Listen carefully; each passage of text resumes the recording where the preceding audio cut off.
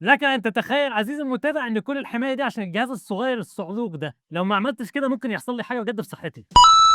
الكلام اللي انت شفته في اول الفيديو وفي الثامنيل ده مش كذب ولا حتى كليك بيت، لا فعلا الصندوق اللي بايدي ده فيه جهاز خطر جدا ان انا استخدمه عندي في البيت. بس الاول خلونا نرجع بالزمن ورا السنه وخمس شهور لفبراير 2025، والمكان اللي هنروحه في الوقت ده هي الصفحه اللي قدامك دي. يا جماعه دي صفحه اندي جوجو، ده موقع بتعمل فيه باكينج او بتدعم فيه مشاريع هتحصل بس لسه ما حصلتش. وانا في فبراير 2025 اشتريت من الموقع ده الجهاز اللي احنا هنشوفه النهارده اللي هو قدامك في الصوره ده. لان اللي مش عارف انا في بدايه 2025 بدات اخش في الطباعه ثلاثيه الابعاد او ال 3 دي برينتنج، وزي ما انت شايف قدامك الموضوع عندي تطور جدا. بدات بطبعه واحده وبعدين جت لي الثانيه والثالثه والرابعه والخامسه، وجالي فيلم درايرز واي ام اس وسي اف اس وتعاونات مع شركات وكلام كتير جدا. وبالمناسبه لو مش عارف فين الطبعه الخامسه في الفيديو اللي انت شفته ده، فانا قصدي الطبعه اللي جت لي من الصين لو تفتكروا. المهم يعني السيت اب بتاعي بقى متطور جدا جدا من ناحيه الطباعه ثلاثيه الابعاد. بس كل الطباعه اللي انا كنت بعملها لغايه دلوقتي بالبلاستيك او البي ال اي او البي جي او اللي بنسميه اف دي ام. الجهاز اللي قدامك ده بقى حاجه اسمها ريزن برينتر، بيطبع بالريزن، واللي هو خطر جدا جدا جدا انك تتنفسه. يعني المفروض ان الجهاز ده بيحميك بطريقه ما، ولكن يعني مفيش حاجه تحميك ب 100% من الكيماويات والحاجات دي، لان هو كيميائيا لا هو صعب جدا يعني. المهم انا اشتريت الجهاز ده في فبراير 2025، وصل لي في يونيو 2026، لدرجه ان في اصلا ناس كانت بتقول ان الموضوع ده نصب وفلوسي عمرها ما هترجع لي. انا كنت دافع فيه حوالي 175 دولار، وانا متحمس النهارده اجرب الجهاز ده معاك لاول مره في حياتي. فلو الفيديو ده عجبك يا ريت تعمل لايك وتشترك في القناه لو مش مشترك لو سمحت، لان الفيديو ده كلفني كتير قوي عشان اضطريت اشتري حاجات تانية غير ده. وخلينا نبدا بان احنا نشوف ايه اللي جوه العلبه مع بعض. بسم الله. انا فتحتها قبل كده الصراحه، فتحتها وحاولت اعدل دول لان لو تلاحظ مش موجودين في مكانهم، ولكن مش مشكله. جالي معاه اول حاجه الشيء ده، ودي عباره عن بلاستيك سكريبر عشان الحاجه اللي بتطبعها تعرف تشيلها من البرينتر براحتك خالص. فدي اول حاجه معانا النهارده. جالي كمان الكارت ده، خلونا نشوفه مع بعض عشان ده ما رضيتش افتحه من غيركم. اوكي عندنا جوه بطاقتين، واحده منهم دي مالناش دعوه بيها دلوقتي، التانية مكتوب عليها من هنا هلو. لو فتحناها ايه ده؟ ايه ده؟ استنوا ركز لي كده في الكارت ده بيعمل ايه؟ اريجاتو. المفروض يعني ان الكارت بيشكرك بالطريقه اليابانيه. مكتوب هنا كلام بالايد. اوكي مكتوب شكرا ليك على مساعدتنا ان احنا نحقق الحلم بتاعنا، نتمنى ان التماثيل الصغيره اللي انت تعملها بتايني ميكر تجيب لك السعاده. فريق تايني ميكر يوم 31 يناير 2026. اوكي يعني هم باعتين لي الكلام ده من 6 شهور ولا هي جاهزه من 6 شهور؟ انا مش فاهم. فعندنا الكارت ده والكارت ده خليهم على جنب دلوقتي، هحتفظ بيهم للابد الصراحه. عندنا هنا في علبه تقيله جدا. لا مش تقيله خالص، بهزر معاك. ايه اللي وقع؟ هنخلي العلبه دي على جنب دلوقتي. في ميموري كارد. الميموري كارد كام جيجا؟ ايه؟ كنت اقول لك 256 جيجا، لا هي 256 ميجا، ولكن مكتوب عليها تايني ميكر وعاملينها بطريقه النينتندو سويتش مش عارف ليه. بس اوكي معانا ميموري كارد صغيره. معانا هنا ايه ده؟ بورده دي ولا ايه؟ مين سيركت بورد 2 لايرز 1.6 ملم وايت ماسك مش عارف ايه. في بورده هنا ما اعرفش بتاعت ايه، خليها على جنب برده. معانا هنا العلبتين دول اللي هنقطر بيهم الريزن جوه الجهاز. وعندنا اخيرا وليس اخيرا العلبه دي، خلونا نطلعها. معلش المكتب عندي متوسخ شويه انا اسف، ولكن خلونا نشوف ايه اللي جوه العلبه دي. بسم الله. اوكي دي الكيورنج ستيشن الصغيره الكيوت دي اللي هو طلعها. مبدئيا لو انت ما خدتش بالك فالجهاز ده من شركه اسمها تايني ميكر، وهم عاملين اصغر طبعه ريزن 3 دي هتشوفها في حياتك تقريبا. ولكن دي مش الطبعه دي، واشنج ستيشن وكيورنج ستيشن. بعد ما تخلص الطباعه بتحط اللي انت طبعه هنا عشان تمسحه او تغسله، وبعد ما بتغسله بتحط هنا عشان تعالجه بالاشعه فوق البنفسجيه. الجهاز بس عشان تفهموا قد ايه هو ده كفي جنبه. دي الكيورنج ستيشن، فهو صغنون خالص خالص. في من هنا تايب سي ومفيش اي حاجه ثانيه غير الزراير اللي هنا دي بس كده. في كمان بيقول لك ستيكرز معاه عشان لو عايز تحطها وبتاع. مفيش حاجه تانية جوه العلبه دي. اوكي فده بالنسبه للكيورنج ستيشن. هنا بقى عندنا مان اوف ذا شو او ايه ده؟ هو عمل كده ليه؟ عامه هنا عندنا حديث الساعه، وهم مغلفينه بطريقه جامده جدا الصراحه. لو تلاحظ هم عاملينه كانه شحنه، حتى حاطين لك هنا بيقول لك ما تشيلوش لوحدك، شيله مع حد عشان ظهرك وبتاع. من كتر ما الجهاز صغير هم بيتريقوا عليه وعاملين له يعني اللي هو فورك ليفت وبتاع، وكانك المفروض ايه تشيله بحاجه تقيله او بمعدات ثقيله. خلونا نشيل دي كده، ده في باليتا كمان ايه ده؟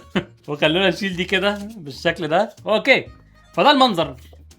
عايز افكها من غير ما ابوظها. هل في طريقه؟ انا عايز احتفظ بالعلبه دي للابد الصراحه بنفس الشكل اللي هي فيه لو ينفع يعني. نجحنا في الناحيه الاولى كويس قوي يا واد زعيم. حلو ده ماشي. نشيل بقى الجهاز ده من هنا كده. أوه. خلي بالك خلي بالك خلي بالك خلي بالك. لا ارجع.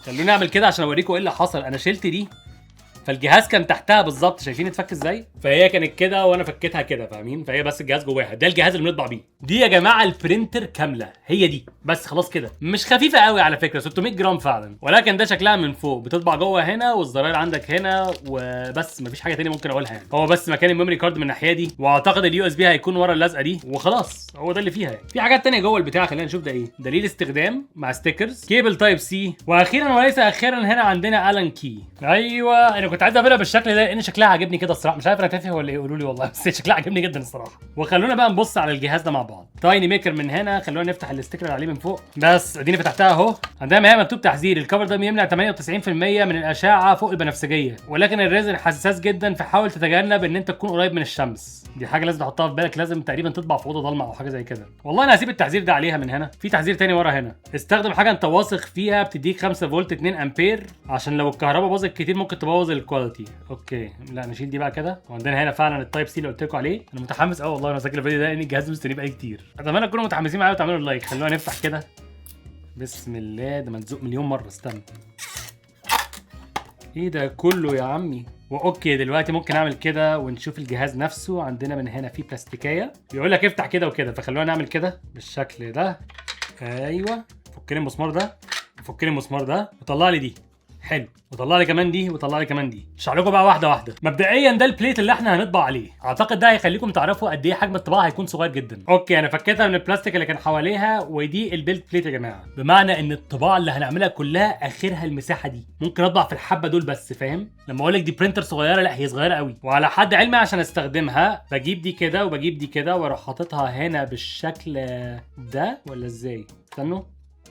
ايوه فكيت دي واروح عامل كده وبعدين اعمل كده، ودلوقتي البيلت بليت ثابته في مكانها ما ينفعش تتحرك. طب ودي لازمتها ايه؟ يعني الحته دي لازمتها ايه؟ هل عشان اشيلها منها بس؟ اعتقد عشان اشيلها منها بس. فاوكي ثبتنا البيلت بليت. ما بصيناش على بقيه الجهاز في ايه، في زرار من هنا وفي زرار من هنا وزرار من هنا وزرار من هنا، ما اعرفش بيعملوا ايه الصراحه. هنا في حاجه مكتوبه، خلينا نشوف مكتوب ايه. ما تملاش ريزن فوق الخط الماكس قبل ما تسافر بيها، اتاكد ان انت تقفل كل حاجه كويس. اوكي مش هسافر بيها اصلا. الماكس اهو. اوكي احنا المفروض بقى في البتاعه دي بنحط الريزن بتاعنا لغايه النقطه اللي هي السوداء دي او الخط الاسود ده، فده اللي مطلوب مننا. فدي المفروض تتحط كده، وبعدين بالمسامير دي بثبتها من هنا ومن هنا بحيث ان هي ما تتحركش خالص. فدلوقتي ده الجهاز، ده جهاز خطر استخدمه في البيت. تخيل يعني ده جهاز ممكن يجيب لي امراض وحاجات غريبه يعني، ولكن ده الجهاز كله بكوبرو، بيتقفل من هنا وانت بتطبع وخلاص كده عشان يمنع اليو في لايت ان هو يخش. تحسه لعبه اطفال ولكن هو حاجه اكبر من كده بكتير. انا حاسس ان انا لازم احط الستيكرز اللي هنا، فانا هعمل كده دلوقتي في السريع. لحظه واحده. اوكي يا جماعه كده انا ركبت الستيكرز في الجهازين زي ما انتم شايفين عشان نبقى عارفين كل زرار بيعمل ايه. فدلوقتي المفروض ان احنا نحاول نستخدم البرينتر عشان نطبع حاجه ونشوفها بتشتغل ازاي. بالنسبه للواشنج ستيشن فهي بتتفك كده، وفي هنا مغناطيس، وفي جوه هنا تلاحظوا برضو ان في مغناطيس وحاجه بتتشكل كده. لو فتحت بتاعت السندوتشات دي هتاخدوا بالكم من حاجه، وهي ان في جوه مغناطيس زي الحاجات اللي بيستخدموها في المعامل بتاعت الصيدله والكلام ده. المغناطيس ده هو اللي بيقلب السائل اللي بيكون موجود جوه. في نفس الوقت هتلاحظوا ان هنا في بلاستيكه كده، والبلاستيكه دي استخدامها مثير للاهتمام جدا. بتفك البتاع دي كده وبتمسكها من الناحيه دي هنا، وبعدين بتقلب دي وبتروح مركب الجهاز بالشكل ده هنا، وخلاص كده انت مجهز الطباعه اللي انت طبعتها عشان تتغسل. بتتحط هنا وتتغسل، فاهم؟ هي بتبقى لازقه هنا، هتفهم لما نيجي نطبع يعني. ولكن ما علينا، مش هنسبق الاحداث في الواشنج. خلونا نقفلها كده ونرجع دي مكانها هنا بالشكل ده. ودلوقتي المفروض لما احط دي هنا المغناطيس يمسك في مكانه، مسك في مكانه فعلا زي ما انتم شايفين اهو. وفي الناحيه الثانيه عندنا برضو هنا ممكن نفك دي، وهنا هتلاحظ ان ده نفس الازاز الازرق اللي بيحمي من اليو في، ولكن من هنا بقى هتلاحظ ان هنا في ستريب او في نور يو في اللي هو الالترا فايولت او الاشعه فوق البنفسجيه. اعتقد كده هتشوفوها احسن لان النور قوي قوي من بعيد انا عارف. ولكن برضو الفكره ما فيها ان احنا نحط الطباعه اللي هنطبعها هنا، وهتلاحظ ان في زي مرايه برضو عشان النور ينعكس وبتاع، وبعدين بتقفل على الطباعه بالبتاعه دي كده وخلاص، وتشغل اللي عليها النور تقريبا 20 ثانيه او حاجه وخلاص كده. مش هنسبق الاحداث في الواشنج والكيورنج دلوقتي، احنا عايزين نبدا بالطباعه نفسها. فمبدئيا القطعه دي مش هنحتاجها دلوقتي، هنسيبها على جنب. احنا هنحتاجهم دلوقتي الاثنين دول، زائد كابل كهرباء هنوصله في البرينتر بالشكل ده. بسم الله نورت اهي، ومكتوب لي من هنا هلو وورد او اهلا يا عالم، وخلاص الجهاز اشتغل. عندنا في مينتننس وسيتنجز. ايه السيتنجز الموجوده؟ لاير هايت، بيز اكسبوجر، ريجولار اكسبوجر، بيز لاير، ترانزيشن لاير، سلو ليفت، فاست ليفت، مش عارف ايه. اوكي. فده بالنسبه للحاجات اللي هنا ندوس باك. ما اعرفش انتوا شايفين الكلام ده ولا لا، بس يعني اديني بشرح لكم، فاهمين؟ لان الشاشه صغيره قوي يعني. عندنا برضو في مينتننس. ايه المينتننس؟ ليفل بيلد بليت، مش عارف ايه، كلير ريزن فات، مالناش دعوه. عندنا هنا برنت. صح ما حطيناش الميموري كارد. خلونا نحط الميموري كارد لان الجهاز ده بيشتغل بالميموري كارد بس يعني. هات لي ال 256 ميجا اللي ما يمسكوليش صوره حتى دلوقتي دول. هنوصل الميموري كارد دي من هنا، ودلوقتي المفروض لما ادوس على برنت هنا اهو مطلع لي كابج دوج، فلاور رينج، جوبلin ارك، هامر، توث، وبس. دي الحاجات اللي موجوده دلوقتي. مش هنطبع حاجه دلوقتي طبعا لان انا مش حاطط هنا مسحوق الريزن او سائل الريزن بتاعنا. وهنا نيجي بقى لمرحله الخطر بتاعتنا. انا محتاج اجهز التصوير بطريقه مختلفه شويه دلوقتي، فاسمحوا لي اجهز لكم زوايا مختلفه وحاجات كده عشان تعرفوا تشوفوا كويس.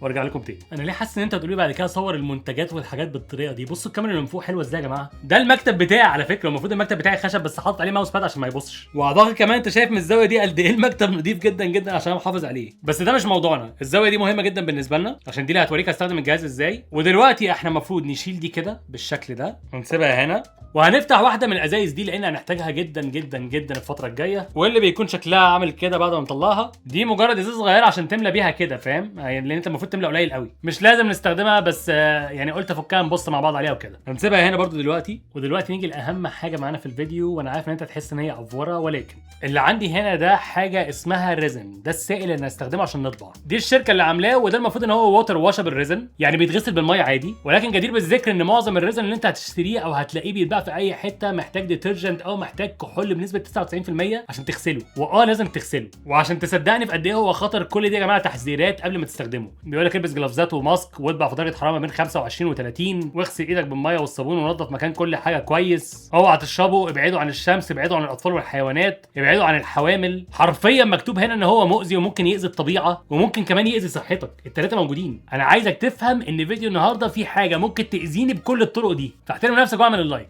المهم بصراحه انا ما فتحتش ده لغايه دلوقتي، وجايبه باللون الاخضر النعناعي، ما اعرفش اللون ده عامل ازاي، ما شفتوش. اوكي، هي ازازه جاي معاها ده، ما اعرفش ايه ده الصراحه، ولكن بصوا الازازه معموله ازاي، بصوا قافلينها ازاي يا جماعه. هم خايفين بجد يحصل لاي حد اي حاجه. انا بصراحه مش هفكها من البلاستيك بتاعها ده دلوقتي وهتفهموا ليه، ولكن الاول هو ايه اللي هنا عندنا؟ هنا في ده ايه ده يا جماعه؟ ده ايه الورق؟ ايه ده يا جماعه؟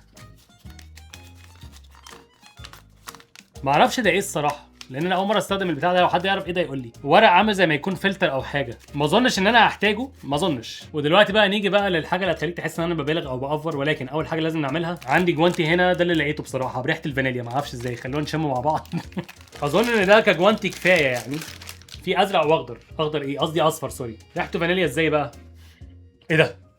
تصدقوا ريحته فانيليا فعلا. ماشي، ادي اول جوانتي اهو، انا جايب دول عشان طوال على فكره ها. وادي تاني جوانتي اهو. انت فاكر ان انا كده خلصت؟ لا، في حاجه انا مشتريها غاليه جدا بس كان لازم اشتريها برضو وموجوده هنا، الا وهي القناع ده اللي هو فعلا قناع شغال بجد. اوكي، ولازم اربطه كويس، فلحظه واحده. تمام كده كويس قوي.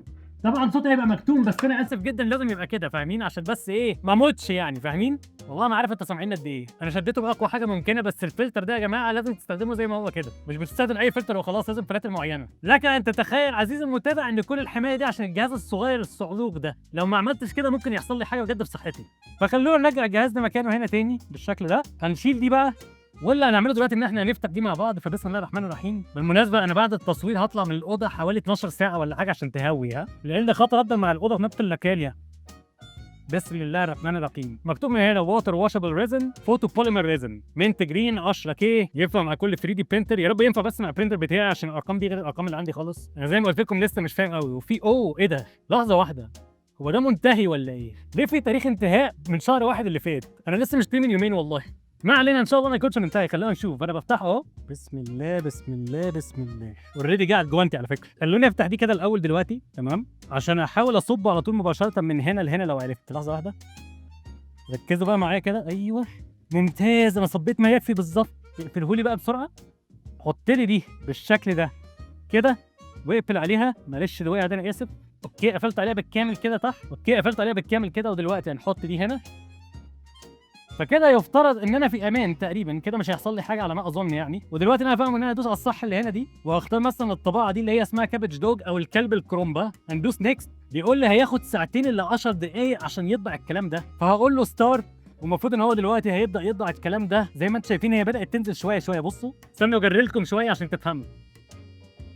وبس كده زي ما انتوا شفتوا، هي البتاع نزلت تحت خالص عشان تبدا الطباعه. الطباعه بتطبع بالعكس يا جماعه، من تحت لفوق، فهتبقى مطبوعه طايره في الهواء ومقلوبه، فاهمين؟ بس المفروض هو دلوقتي زي ما انتم شايفين بدا الطباعه. ولو تلاحظوا برضه السائل لونه حلو قوي على فكره، اللون اللي اخترته حلو قوي الصراحه. بس تلاحظوا من فوق ان البليت دخلت لغايه جوه خالص، جوه الطباعه نفسها او جوه البتاع نفسها. مكتوب هنا ان هي فيها 289 لاير او 289 طبقه هيطبقوا، وهتاخد حوالي ساعه 51 دقيقه، يعني حوالي ساعتين ل 10 دقائق في الطباعه العبيطه اللي انت هتشوفها كنتيجه دي. الماسك مش مضايقني قوي الصراحه، اول مره بس حاجه زي دي، بس مش مضايقني قوي ومش شامم بسببه اي حاجه خالص. بس اللي عارفه ان دي حبه المفروض تكون قويه جدا جدا جدا. وعشان بس تعرفوا دي المره الاولى والاخيره اللي هطبع فيها بالجهاز ده في الاوضه دي، بس عشان اصور لكم والله العظيم. بعد كده مستحيل استخدمها في نفس الاوضه لانه خطر جدا جدا عليا. انا مش بهزر بجد، لازم بقى اطبع في البلكونه او في اي حته ثانيه. ده لو هستخدمها تاني لاني خايف استخدمها تاني. المشكله بس ان الريزن اللي انا جايبه ده اللي هو اصلا مكتوب عليه ان هو منتهي الصلاحيه، انا جايبه ب 16 ريال عماني. احسبها انت بقى كام بالمصري او بالدولار او ايا كان. والماسك اللي انا لابسه بالفلاتر دي ب 20 ريال عماني برضه، يعني 36 ريال عماني اصلا عشان اطبع في سلام وامان. دلوقتي انا هسيب الشيء ده يطبع، هحاول ان انا اصور لكم بالكاميرا دي التايم لابس بتاعها. انا برضه محتاج ان انا افك دي واجهزها من دلوقتي. انا طبعا زي ما قلت لكم كنت بحاول اصلحها قبل كده قبل الفيديو عشان يبقى شكلها حلو، لكن مش مشكله لان السكريبر دي هنستخدمها بعدين عشان نطلع اللي هيتطبع. بالنسبه بقى للبورده دي وبتستخدم في ايه، فاعتقد ان دي بورده بديله للبورده اللي جوه هنا، والله اعلم. ما علينا، انت دلوقتي هتتفرج، انا هطلع بره الصراحه عشان ما ينفعش ان انا بقى قاعد في نفس الاوضه مع الكلام ده. فيا اما هتشوف تايم لابس يا اما هتشوف النتيجه بعد ما خلصت. في الحالتين يعني انا هحاول اعمل لك اللي اقدر عليه لان انت فاهم التصوير عامل ازاي. بي رايت باك. اوكي يا جماعه، بعد ساعتين المفروض ان احنا خلاص خلصنا طباعه. قبل ما افتح البتاع دي انا محتاج اخد القطعه دي لان هنغطي بيها على الريزن اللي موجود عشان ما يبص، لان الريزن اللي متبقي جوه هنا نقدر نستخدمه بعدين. فهنرفع كده. اول حاجه زي ما قلت لكم هغطي بس على الاولاني. فكره ان انا عايز اجرب اطبع بقيه الحاجات اللي موجوده بس مش عايز اعملها من الاوضه اللي انا فيها دي. وحلاوه الموضوع ان انا ممكن استخدم الجهاز ده مع باور بانك. المهم انا هحط ليه كده بالشكل ده واقفل عليه تاني، فكده الريزن اللي موجود هنا اقدر استخدمه بعدين، اقدر اعيد استخدامه عادي كاني حاطه في الازازه بتاعته. يعني طبعا الريزن احنا استخدمناه اكسبايرد او منتهي صلاحيته، ولكن اعتقد ان انا شايفه قدامي شكل الطباعه طلعت كويس. انا مش شايفها كويس من هنا دلوقتي بس خلينا نشوف. بسم الله، اشد دي كده واوكي. مش عارف باين ولا لا بس دي الطباعه اللي طلعت قدامي دلوقتي. ده اللون المنت جرين اللي قلنا عليه، والمفروض ان ده كلب عامل نفسه كانه كرومبايه. هو صغير جدا الصراحه، ولكن باين من فوق او باين من فوق اهو كمان اهو. شكله روش جدا الصراحه. طيب اللي هنعمله دلوقتي ان احنا هنجيب الجهاز ده على جنب، هنفك منه باور وهنجيبه كده، وبعدين هنجيب الكيورنج ستيشن دي هنا، خليها كده، هنفتحها وهنوصل فيها الكلب زي ما قلنا. بسيب الكلب هنا دلوقتي. الريزن اللي انا بستخدمه ده مش محتاج ان انا استخدم معاه ايسوبروبيل الكحول او ديترجنت زي ما قلت لكم قبل كده. كل اللي هحتاجه بس ان انا استخدم معاه شويه ميه. فبسم الله، مليته خلاص ميه، احطه بقى كده. الخطوه الجايه هي اني اجيب ده اللي هو الكلبوب اللي احنا طبعناه ده، اتاكد بس ان هو ما يقعش، ونحطه هنا كده،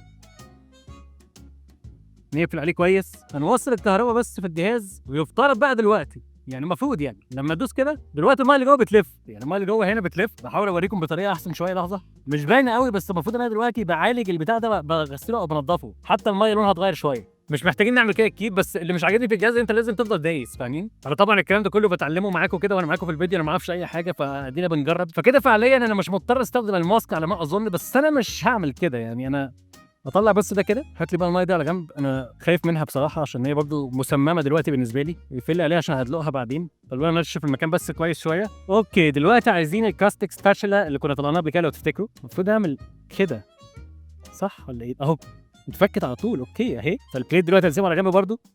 فده المنظر في ايدي اهو زي ما انتم شايفين. دي البتاع بعد ما طبعناها خلاص. دلوقتي هنجيب الكيورنج ستيشن، هنفتح الحته دي. انا مش عارف الصراحه ده المفروض انضفه بمنديل ولا حاجه بعد ما طبعته ولا ايه. غالبا هعمل كده شويه. خلينا نشفه شويه برضو، ايه نضمن اللي هو ما فيهوش ميه كتير او حاجه. واظن ان انا المفروض افك ده دلوقتي من عليه. ايوه بيتفك اهو والله. دلوقتي بقى هنحط الكلبوت ده هنا وهنقفل عليه كده. لا لحظه كده، فين خلي اللوجو من قدام يا عم، يلا نديهم اعلان ببلاش. اتمنى بس تكونوا انتوا سامعيني كويس بالصوت ده. ودلوقتي فعليا انا مش محتاج الجلوفز خلاص اساسا. ويفترض كمان اني اقدر اقلع القناع ده. شعري معاك يا نهار ابيض، شعري عامل كده ليه؟ هنعتبره كده كويس. دلوقتي بقى المفروض يا جماعه ان اللي هعمله ان انا هفضل دايس هنا وهفضل كده شويه. اللي شغال دلوقتي ده اليو في لايت او الاشعه فوق البنفسجيه. ده من الاخر كده بيخلي الريزن يمسك نفسه ويبقى ناشف وبيخلي الطباعه قويه، فاحنا محتاجين نعمل كده. فهسيبه كده شويه. بالمناسبه انا شامم ريحه شويه من الريزن. هو انا مش هيحصل لي حاجه دلوقتي لان المفروض الدنيا خلاص ملمومه، بس انا بعد التصوير ده على طول هطلع بره الاوضه، مش هدخلها لمده مثلا 6 ساعات او حاجه على ما تهوى. هفتح بس الشبابيك وكده. متحمس جدا الصراحه اشوف النتيجه النهائيه للشيء ده. خلونا اصلا نشوف كده. بسم الله. دلوقتي اقدر امسكه بايدي خلاص. يقفل لي كده واوكي. خلونا افتح لكم فلاش الكاميرا اللي قدام عشان بس تشوفوا ايه التفاصيل عامله ازاي. يا جماعه انتوا متخيلين حجم الشيء عامل ازاي؟ قد عقله صباعي. الجهاز ده كله عشان يطبع بقد عقله صباعي بس. يا نهار ابيض. الكواليتي كويسه جدا جدا جدا، بس انت لو ركزت انت كده شايف كل البكسلات اللي في الطباعه. انت شايف كل حاجه في الطباعه ممكن تكون محتاج تشوفها. بس وش الكلب من قدام باين برضه، مطلع لسانه اهو. يمكن اللون ده مش احسن لون للطباعه دي، بس اللون نفسه جامد على فكره. اللون ده جامد جدا جدا جدا. وهو خلاص زي ما قلت لكم هو نضيف، اقدر امسكه بايدي عادي. خلاص انا نضفته كويس لان زي ما قلت لكم احنا جايبين الريزن اللي بيتغسل بالميه عادي. فده اللي حلو في الموضوع. بس انا عايزك تفهم ان كل الطباعه دي عشان نعمل ده قعد ساعتين يعمل ده. فهي برينتر انا كنت جايبها لان انا كنت عايز اتعلم بس يعني ايه طباعه بالريزن، يعني ايه الكلام ده كله. ما كنتش عارف اي حاجه، ما كنتش عارف انه خطر. ولكن زي ما انتم شايفين ده المنظر قدامكم خلاص. لو تعبت الفتره الجايه اعرفوا ان انا اتسممت من الكلام ده. ان شاء الله لا يعني مش عارف والله ايه الاعراض الجانبيه للريزن اصلا. بس على العموم دي كانت طريقتي ان انا اوريك الجهاز اللي انا اشتريته في 2025 ولغايه دلوقتي لسه اول مره اشوفه. جهاز جامد جدا جدا جدا، وبصراحه البيلد كواليتي حلوه، والجهاز فعلا معمول بشكل جميل جدا. انا شايف نفسي بستخدمه تاني عشان مثلا لو خلينا نقول ايه ممكن اطبع بيه كي كابس للكيبورد على فكره بتاعي. يعني انا ممكن اطبع الكي كابس اللي هي مفاتيح يا جماعه، اللي هي ايه الزراير بتاعت الكيبورد نفسه، مش عارف اوريكم ازاي، بس ممكن اطبعها ب 3 دي برينتر عاديه، بس بده هيكون انضف بكتير واقوى بكتير. فاعتقد ان دي الاستخدامات اللي ممكن استخدمها عشانه يوما ما يعني. بس برضه لو تفكر فيها هطبع زرار هيبقى الموضوع متعب جدا. بس عامه المنظر قدامك اهو، دي البرينتر مع الكيورينج ستيشن والواشنج ستيشن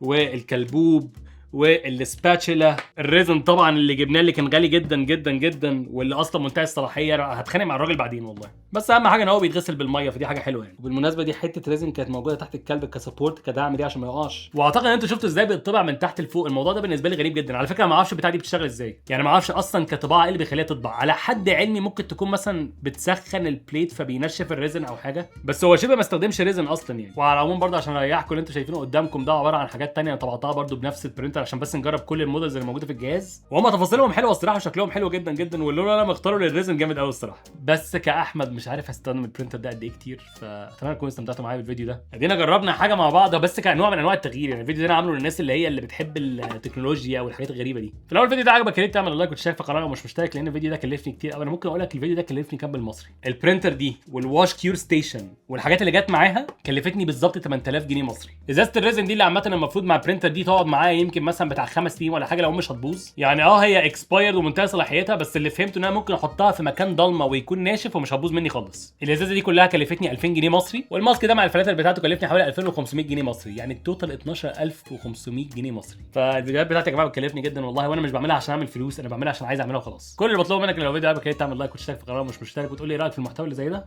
واتمنى ان الفيديو ده يجيب مشاهدات كويسه يعني. وخلاص الكلبوب الكرومبايه بتاعتي بيقول لك هاو هاو باي باي. اتمنى تكونوا استمتعتوا معايا، وانا اشوفك الفيديو الجاي ان شاء الله. واتمنى يكون الفيديو ده كان حلو بجد، لان تصويره كان غريب شويه وصعب شويه بالنسبه لي بحكم ان انا سبت السيت اب ساعتين وبتاع. اشوفك الفيديو الجاي. لاف يو اول، والسلام عليكم ورحمه الله وبركاته. مش عايز ابوس ايدي سلام مستوية. باي باي. باي باي. تعبت واشتغلت سهرت واجتهدت، ما يبانش في شغلي عارف اني بتعب فيه بجد. دوما وعرى شغلي على قلبي زي العسل. انتوا تخلوا اي شخص ينسى ايه مفهوم الكسل. عشانكم انا مكمل، عشانكم انا مطول، لحد ما تاني درعي يجي لعندي ويفرمل، يعرف مكانه فين وسط مليون بستاوي بيسمعوا قصة نجاح انا فيها الراوي.